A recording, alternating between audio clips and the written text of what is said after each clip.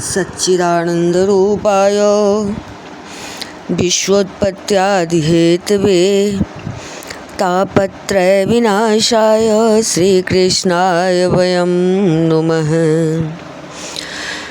यं प्रवसन्तमनुपेतमपेतकृत्यं द्वैपायनो विरहकातरया जुहाव पुत्रेति तन्मयतया तर्वो विनेदोस्तं सर्वभूतहृदयं मुनिमानतोऽस्मि। निगमकल्पतरोर्गलितं फलं शुकमुखादिमितद्रवसंयुतम् पिबत भागवतं रसमालयं मुहुरहो रसिका भुवि भावुका। ओम नमो भगवते वासुदेवाय। ओम श्री परमात्मने नमः। इस YouTube चैनल पे सभी भक्तगणों का हार्दिक स्वागत है, हार्दिक अभिनंदन है। श्रीमद्भागवत महापुराण के 10वें स्कंध में अष्टादश अध्याय, जिसमें कि प्रलंबासुर उद्धार का वर्णन किया गया है। श्री शुक उवाच अथ कृष्णः परिवृतो ज्ञातिभिर्मुदितात्मभिः अनुगीयमानो न्यायविशद्व्रजं गोकुलमण्डितम्।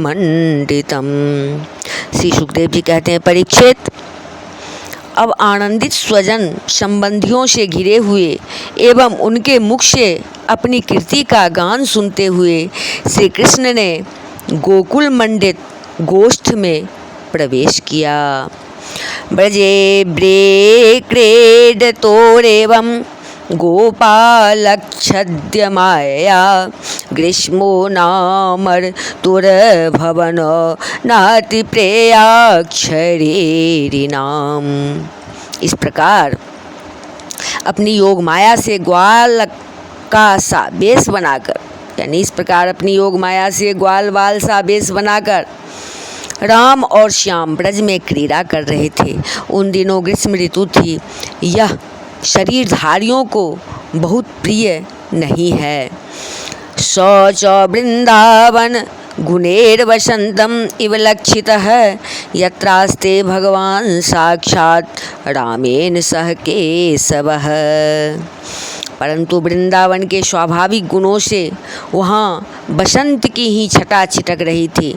इसका कारण था वृंदावन में परम मधुर भगवान श्याम सुंदर श्री कृष्ण और बलराम जी निवास जो करते थे। यत्र निर्झर निर्लाद निवृत्त स्वजन झिल्लिकम सस्वत्तक्षे करजेशोष द्रुम मंडल मंडितम। झिंगुरों की तीखी झनकार झरनों के मधुर झरझर में छिप गई थी। उन झरनों से सदा सर्वदा बहुत ठंडी जल की फूहियाँ उड़ा करती थी, जिनसे वहाँ के वृक्षों की हरियाली देखते ही बनती थी। सरित सरह प्रश्न बड़ो रिम्मी वायुना सरित सरह प्रस्त्र बनोर मिवायुना कह लार कजोत पलरेणुहारिणां नवेद्यते यत्र वनो कशाम्दवो निदागवहनर्यक भवोति साद्वले। जिधर देखिए हरी हरी धूप से पृथ्वी हरी हरी हो रही थी। नदी सरोवर एवं झरनों की लहरों का स्पर्श करके जो वायु चलती थी, उसमें लाल पीले नीले तुरंत के खिले हुए, देर के खिले हुए कहलार उत्पल आदि अनेकों प्रकार के कमलों का पराग मिला हुआ होता था। इस शीतल मंद और सुगंध वायु के कारण वनवासियों को गर्मी का किसी प्रकार का क्लेश नहीं सहना पड़ता था, न दावाग्नि का ताप लगता था और न तो सूर्य का घाम ही। अगाध तो यह नदिनी तटोर में भीर, द्रवत पुरेस्या पुलिने समन्ततः। न यत्र चण्डां शुकरा बेसोल्वना, भुवोरशंसाद् वेलितं च गृह्णते। नदियों में अगाध जल भरा हुआ था, बड़ी बड़ी लहरें उनके तटों को चूम जाया करती थी। वे उनके पुलिनों से टकराती और उन्हें स्वच्छ बना जाती। उनके कारण आसपास की भूमि गीली बनी रहती और सूर्य की अत्यंत उग्र तथा तीखी किरणें भी वहाँ की पृथ्वी और हरी भरी घास को नहीं सुखा सकती थी। चारों ओर हरियाली छा रही थी। बड़म कुसुमितम श्रीमन दक्षेत्र मृगाद्विजं, गायन मयूर भ्रमरम कूजत कोकिल सारसम। उस वन में वृक्षों की पांत पांत फूलों से लद रही थी। जहाँ देखिए वहीं से सुंदरता फूट पड़ती थी। कहीं रंग बिरंगे पक्षी चहक रहे हैं तो कहीं तरह तरह के हरिण चौकड़ी भर रहे हैं। कहीं मोर कूक कर रहे हैं तो कहीं भौरे गुंजार कर रहे हैं। कहीं कोयले कुहक रही है तो कहीं सारस अलग ही अपना आलाप छोड़े हुए हैं। क्रीडिष्यमानस्तत्कृष्णो भगवान बल संयुतः, वेणुं विरण्ययन गोपेर गोधने समृतो विशत। ऐसा सुंदर वन देखकर श्याम सुंदर श्री कृष्ण और गौर सुंदर बलराम जी ने उसमें विहार करने की इच्छा की। आगे आगे गौएं चली, पीछे पीछे ग्वाल बाल और बीच में अपने बड़े भाई के साथ बांसुरी बजाते हुए श्री कृष्ण चले। प्रबाल प्रबाल बहर हस्तबक बकस्त्रग धातु कृत भूषणा, रामकृष्णादयो गोपा नृतूर्यो धूर जगहु। राम श्याम और ग्वाल वालों ने नव पल्लवों मोर पंख के गुच्छों, सुंदर सुंदर पुष्पों के हारों और गेरू आदि रंगीन धातुओं से अपने को भांति भांति से सजा लिया। फिर कोई आनंद में मग्न होकर नाचने लगा तो कोई ताल ठोककर कुश्ती लड़ने लगा और किसी किसी ने राग आलापना शुरू कर दिया। कृष्णस्य नृत्यतः केचित् जगुः केचिद् वादयन्, वेणुपाणितले शृंगे प्रशंसुरथापरे। जिस समय श्री कृष्ण नाचने लगते उस समय कुछ ग्वाल बाल गाने लगते और कुछ बांसुरी तथा सिंग बजाने लगते। कुछ हथेली से ही ताल देते तो कुछ वाह वाह करने लगते।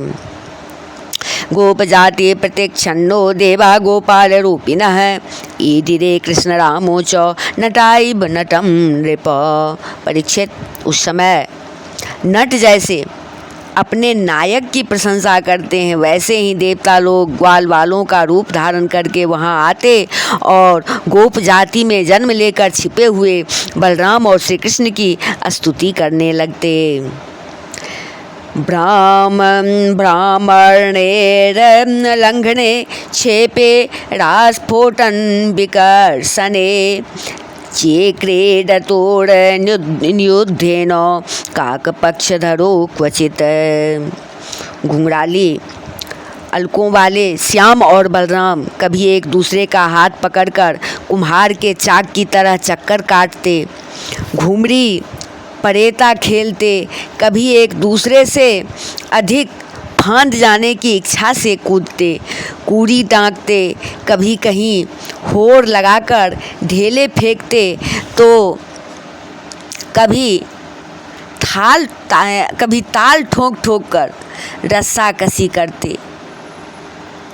एक दल दूसरे दल के विपरीत रस्सी पकड़कर खींचता और कभी कहीं एक दूसरे से कुश्ती लड़ते लड़ाते इस प्रकार तरह तरह के खेल खेलते। क्वचेन्नृत्यत्सु चान्येषु गायको वादको स्वयं ससंसतुर्महाराज साधु साध्वीति वादिनो। कहीं कहीं जब दूसरे ग्वाल बाल नाचने लगते तो श्री कृष्ण और बलराम जी गाते या बांसुरी सिंग आदि बजाते और महाराज कभी कभी वे वाह वाह कहकर उनकी प्रशंसा भी करने लगते। क्वचित बिल्वे क्वचित कुंभे क्व चामलक मुष्टिभे अपृश्य नेत्र बंधाद्ये क्वचिन मृग खगे हया। कभी एक दूसरे पर बेल जायफल या आंवले के फल हाथ में लेकर फेंकते, कभी एक दूसरे की आंख बंद करके छिप जाते और वह पीछे से ढूंढता। इस प्रकार आंख मिचौनी खेलते, कभी एक दूसरे को छूने के लिए बहुत दूर दूर तक दौड़ते रहते और कभी पशु पक्षियों की चेष्टाओं का अनुकरण करते। क्वचिद दो दूर प्लावेर विविधे रूपहासके कदाचित स्पंदोलिकया कहे चिन्नृप चेष्टया। कहीं मेढकों की तरह फुदक फुदक कर चलते तो कभी मुंह बना बना कर एक दूसरे की हंसी उड़ाते, कहीं रस्सियों से वृक्षों पर झूला डालकर झूलते तो कभी दो बालकों को खड़ा कराकर उनकी बाहों के बल पर ही लटकने लगते, कभी किसी राजा की नकल करने लगते। एवं तो लोक सिद्धाभे क्रीडा भिश्चेर तुर्वने नद्याद्रे द्रोणी कुंजेषु काननेषु सरस्सु च। इस प्रकार राम और श्याम वृंदावन की नदी, पर्वत, घाटी, कुंज, वन और सरोवरों में सभी खेल खेलते जो साधारण बच्चे संसार में खेला करते हैं। पशुश्चारयतो गोपेरस्तद्वने रामकृष्णयो गोपरूपे प्रलम्बो गाद सुरस्तजिहेर्षया।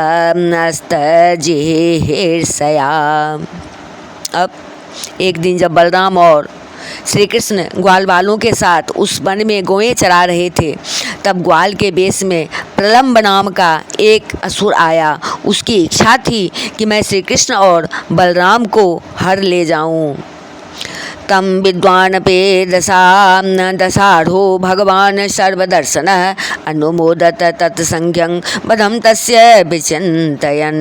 भगवान श्री कृष्ण सर्वज्ञ हैं, वे उसे देखते ही पहचान गए, फिर भी उन्होंने उसका मित्रता का प्रस्ताव स्वीकार कर लिया। वे मन ही मन यह सोच रहे थे कि किस युक्ति से इसका वध करना चाहिए। तत्रोपाहो ये गोपालान कृष्ण प्राविहारवित हे गोपा बिहरे श्यामो द्वंद्वे भूय यथा यथम। ग्वाल वालों में सबसे बड़े खिलाड़ी, खेलों के आचार्य श्री कृष्ण ही थे। उन्होंने सब ग्वाल वालों को बुलाकर कहा, मेरे प्यारे मित्रों, आज हम लोग अपने को उचित रीति से दो दलों में बांट लें और फिर आनंद से खेलें। तत्र चक्रो परिवृढो गोपा राम जनार्दनो कृष्ण संगतिनः केचिदासन रामस्य चापरे। उस खेल में ग्वाल वालों ने बलराम और श्री कृष्ण को नायक बनाया। कुछ श्री कृष्ण के साथी बन गए और कुछ बलराम के। आचेरूर विविधा क्रीडा बाह्यवाहक लक्षणा यत्रारोहन्ति जेतारो भन्ति च पराजिता। फिर उन लोगों ने तरह तरह से ऐसे बहुत से खेल खेले जिनमें एक दल के लोग दूसरे दल के लोगों को अपनी पीठ पर चढ़ाकर एक निर्दिष्ट स्थान पर ले जाते थे। जीतने वाला दल चढ़ता था और हारने वाला दल ढोता था। बहंतो वाह्यमानाश्च चार्यन्तस्य गोधनम भांडीरकम नाम बटम जगमो कृष्ण पुरोगमा। इस प्रकार एक दूसरे की पीठ पर चढ़ते चढ़ाते श्री कृष्ण आदि ग्वाल बाल गौएं चराते हुए भांडीर नामक बट के पास पहुँच गए। राम संघट्टिनोत यहिर श्रेदाम वृषभादयः क्रीडायां जयेन स्तांस्तानुः कृष्णादयो नृपः। परीक्षित, एक बार बलराम जी के दल वाले श्रीदामा वृषभ आदि ग्वाल वालों ने खेल में बाजी मार ली। तब श्री कृष्ण आदि उन्हें अपनी पीठ पर चढ़ाकर ढोने लगे। उवाह कृष्णो भगवानो श्रीदामानं पराजिता वृषभं भद्रसेनस्तु प्रलम्बो रोहिणी सुतम। हारे हुए श्री कृष्ण ने श्री दामा को अपनी पीठ पर चढ़ाया, भद्रसेन ने वृषभ को और प्रलम्ब ने बलराम जी को। अवेसह्यं मन्यमानः कृष्णं दानव पुंगवः वहन् द्रुततरं प्रागात् वरोहनतः परम। दानव पुंगव प्रलम्ब ने देखा कि श्री कृष्ण तो बड़े बलवान हैं, उन्हें मैं नहीं हरा सकूंगा, अतः वह उन्हीं के पक्ष में हो गया और बलराम जी को लेकर फुर्ती से भाग चला और पीठ पर से उतारने के लिए जो स्थान नियत था उससे आगे निकल गया। तमोद्वहन् धरणी धरेन्द्र गौरवं महासुरो विगत रयो निजं वपुः स आस्थितः पुरट परीक्षदो बभो तडेयो मानु द्रौपदी वाडिवाम्बुदः। बलराम जी बड़े भारी पर्वत के समान बोझ वाले थे, उनको लेकर प्रलंबासुर दूर तक न जा सका। उसकी चाल रुक गई। तब उसने अपना स्वाभाविक दैत्य रूप धारण कर लिया। उसके काले शरीर पर सोने के गहने चमक रहे थे और गौर सुंदर बलराम जी को धारण करने के कारण उसकी ऐसी शोभा हो रही थी मानो बिजली से युक्त काला बादल चंद्रमा को धारण किए हुए हो। निरीच्य तद्वपुरलम्बरे चरत प्रदीप्त दृग भ्रूकोटे तटोग्रद्रंष्टकं ज्वलक्षिखं कटक किरीटकुण्डल त्वेषाद्भुतं हलधर एषदत्र सत्। उसकी आंखें आग की तरह धधक रही थी और दाढ़ें भौहों तक पहुंची हुई बड़ी भयावनी थी। उसके लाल लाल बाल इस तरह बिखर रहे थे मानो आग की लपेटें उठ रही हो। उसके हाथ और पाँव में करे, सिर पर मुकुट और कानों में कुंडल थे। उनकी कांति से वह बड़ा अद्भुत लग रहा था। उस भयानक दैत्य को बड़े वेग से आकाश में जाते देख पहले तो बलराम जी कुछ घबरा से गए। अथागत स्मृतिर्भयोरिपुंबलो विहाय सार्थमिव हरन्तमात्मनः रुषाहन क्षीरसि दृढेन मुष्टिना शूराधिपो गिरिमिव वज्ररंहसा। परंतु दूसरे ही क्षण अपने स्वरूप की याद आते ही उनका भय जाता रहा। बलराम जी ने देखा कि जैसे चोर किसी का धन चुरा कर ले जाए, वैसे ही यह शत्रु मुझे चुरा कर आकाश मार्ग से लिए जा रहा है। उस समय जैसे इंद्र ने पर्वतों पर वज्र चलाया था, वैसे ही उन्होंने क्रोध करके उसके सिर पर एक घूंसा कसकर जमाया। सो आहत शपति विशीर्ण मस्तको मुखाद बमन रुधिर मपस्मृतो शूरः महारबम व्यसुर पतत समीरयन गिरेर्यथा मघवत आयुधाहतः।